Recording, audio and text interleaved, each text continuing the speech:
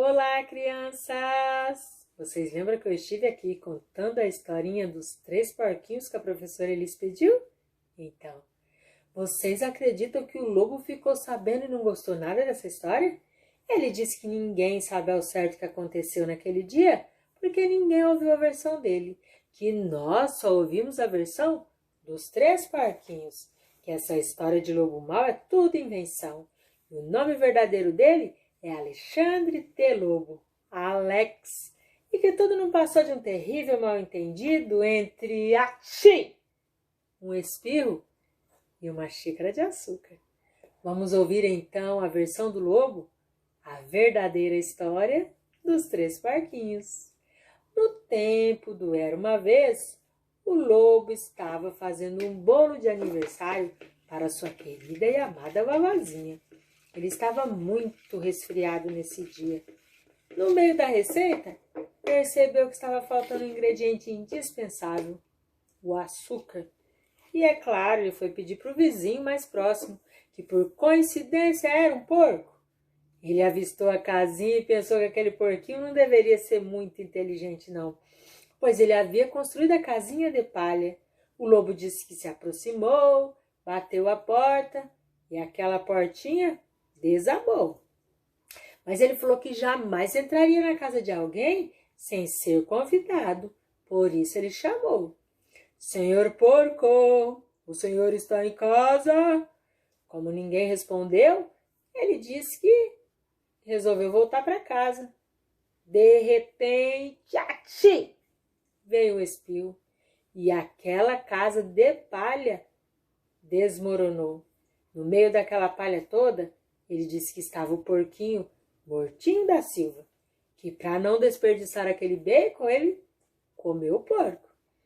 Mas ele ainda precisava da xícara de açúcar para fazer o bolo da sua querida vovozinha. Então ele foi até a casa do segundo vizinho, que também era um porco, irmão do primeiro porquinho que ele havia comido.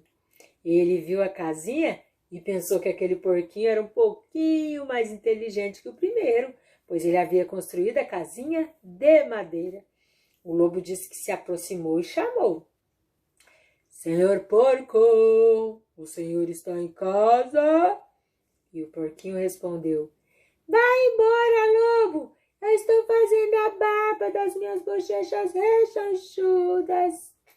O lobo disse que para não atrapalhar o porquinho, desistiu do açúcar, mas que de repente, veio o espirro. Ele disse que tentou evitar de todas as formas, tapou a boca, o nariz, mas que não teve jeito. E a casinha de madeira também desmoronou. No meio da madeira toda, ele juradinho que o porco estava Mortinho da Silva, que para não desperdiçar o bacon, ele comeu o segundo porco. Mas ele ainda precisava do açúcar para fazer o bolo da vovozinha dele. Então ele foi até a casa do terceiro vizinho, que também era um porco, irmão dos 2 porquinhos que ele havia comido.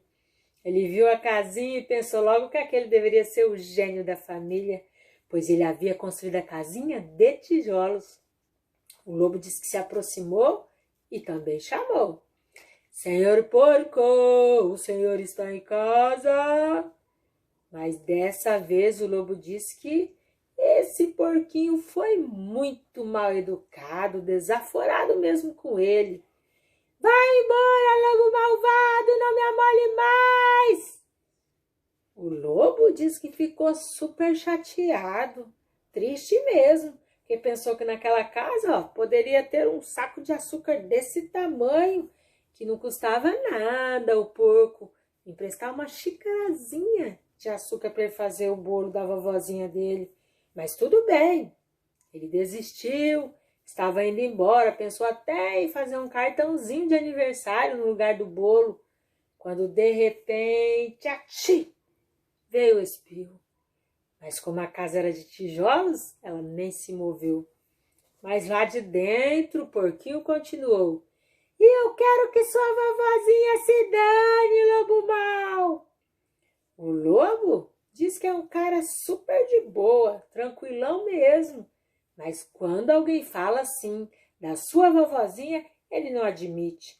E é claro, quando os policiais chegaram, ele estava realmente tentando derrubar a porta daquele porco.